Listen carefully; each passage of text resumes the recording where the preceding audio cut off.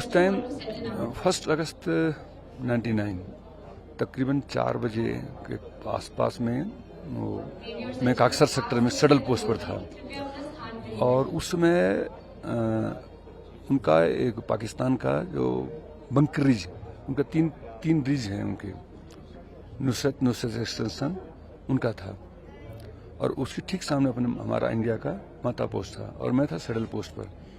सामने जाए तो उसमें एक राकेश सेठी साहब थे, फोर्थ जाट के, जो शायद नहीं हैं, अभी मेजर जनरल हैं किसी ब्रिगेड में या टीम में।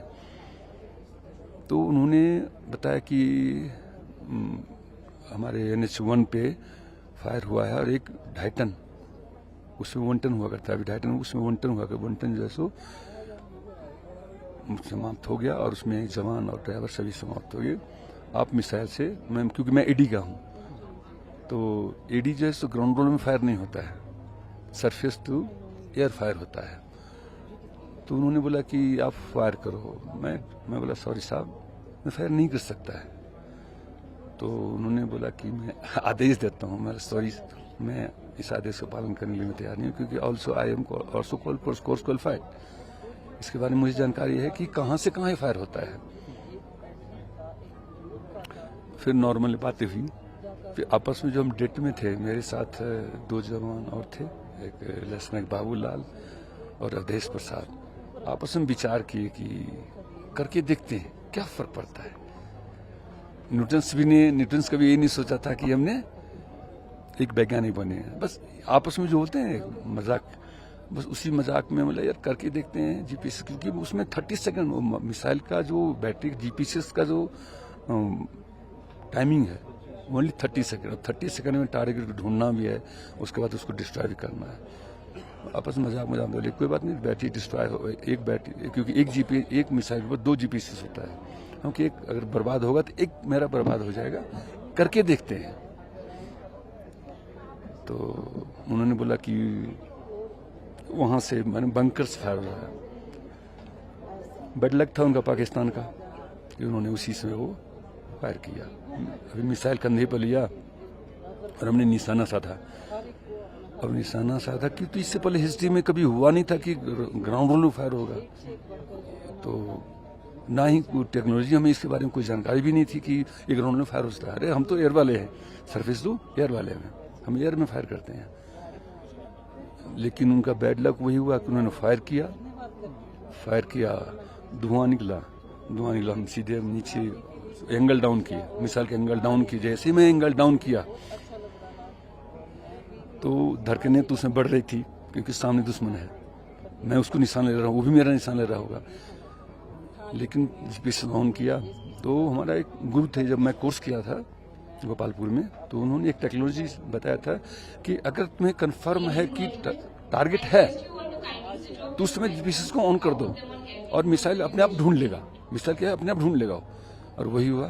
उसके बाद हमने फिर फायर किया और हिट हो गया। फिर तो आज से 25 साल पहले जब ये वार शुरू हो गई थी, तो उस वक्त किसी ने ये सोचा भी नहीं था कि ऐसा वक्त आएगा। ये 25 साल पहले की आपने मुझे बात की, अगर हम वो याद करें तो शायद मुझे लगता है कि इंसान यही सोचेगा कि जो समा उस वक्त हुआ था, यानी 25 साल पहले जो हुआ था, वो जिंदगी में इंसान ये सोचेगा कि ऐसा समा किसी को वापस ना आए। क्योंकि अचानक जो लड़ाई हो गई थी, जो खुफिया लड़ाई थी, यानी इंडो पाक की, हम उसको जंग तो नहीं कहेंगे, ये खुफिया दरपर्दा जंग थी, पाकिस्तान की तरफ शुरू की गई जंग थी। तो ये जो इस वक्त हम लबूचर के जो व्यू पॉइंट पे है, अब ये जो सारी पहाड़ें देखते हैं, इनसे 9 किलोमीटर जो है वो जो घुसपैठी थे वो नीचे आए हुए थे। तो उन्होंने पूरा यरगलमार बना के रखा था पूरा इलाके को, यहाँ तक कि 1.5 महीने में पता भी नहीं चला था। जनवरी से काम चल रहा था, जब पहली बार इस वक्त जो है, जो कहा जाता है कि टशी नबजल ने पहला इतला, लेकिन ये इतला पहले द्रास से भी गई थी, लेकिन इंडियन आर्मी ने भरोसा नहीं किया। ये मैं ओपनली कहता हूँ, यहाँ के लोकल जो इन्फॉर्मर्स ने बता दिया था कि भाई यहाँ पर सरहद में जो है कुछ उथल पुथल हो रही है, लेकिन उस वक्त गवर्नमेंट ने उसको कोई मतलब ये बहुत इजी ले लिया उस बात को। खैर जैसे वाक़ा हुआ, उसके बाद जब लड़ाई हो गई, तो मैं कहता हूँ कि अभी तक जो 3 लड़ाइयाँ हुई उसमें जितना लोगों का लॉस हुआ, जितना सफ़र हुआ, उसकी तो आप पूछे मत। खासकर इस वक्त वहीं पर जो आप देख, जो सारे जो अब मुश्कू वली देख रहे हैं, मुरादबाग देख रहे हैं, सारे यहाँ का लाइफ स्टाइल टोटली ख़त्म हो गया। आज भी लाइफ स्टाइल जो है 25 साल के बाद वापस नहीं आया है। आदमी ने उस दौरान जो कुछ खोया वो अभी तक मतलब ये नहीं हो चुका है। खासकर आपको पता है कि हमारा द्रास में जो है वो लाइफ स्टॉक के लिए पकड़ा जाता था। कश्मीर के बाद लाइफ स्टॉक यहाँ जाता था। यहाँ के लोग खुद जो है मतलब ये बुश करते थे हर चीज, लेकिन उस वार के बाद जो है लाइफ स्टॉक टोटली खत्म हो गया है।